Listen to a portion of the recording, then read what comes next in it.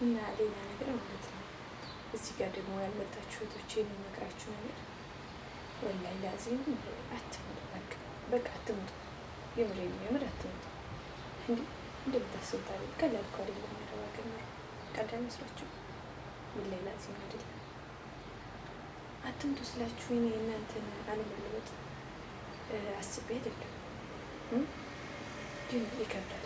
በተለይ ደግሞ ህፃን ልጆች ነው በጣም እየመጡ እዚህ ጋር አሁን ብንመለከት፣ አሁን እስኪ ቆይ ከነዋሪውና ከሰራተኛው አሁን እዚህ ጋር ብንመለከት እኛም በልጣለን፣ እርግጠኛ ነኝ ማለት ነው። እና ባልጠና እድሜያቸው እዚህ ጋር ይመጣሉ። ስራ እንዴት ይሰራል? እንዴት ይህ ሁሉ ፎቅ እንዴት ያጸዳሉ? ይህ በጣም ከባድ ነው። ወይ የሆነ ነገር ጤናቸው ይጎላል፣ በዛ ደግሞ የሆነ ነገር ያደርጓቸዋል። የሰይጣን ማለት እነሱ ናቸው።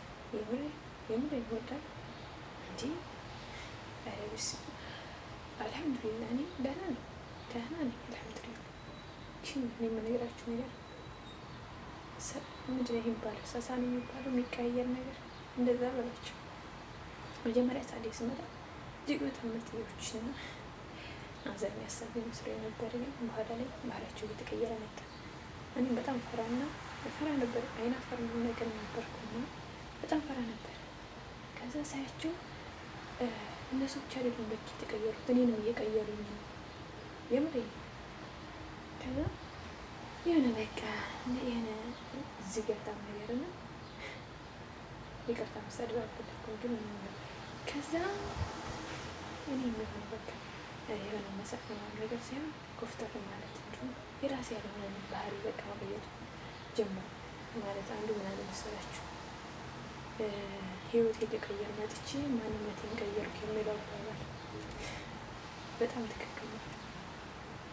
ግን እንደዛም ቢሆን ማለት ነው አልሐምዱሊላህ ደህና ናቸው ነው።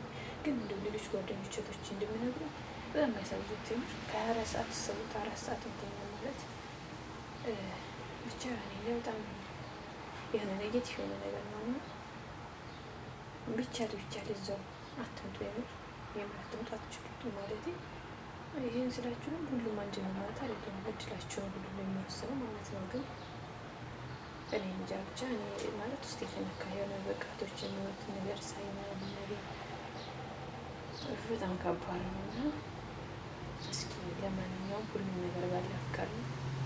በወንፈ ይኮን አይደለም ሄደው እስኪ መልካም ጉድ ላክ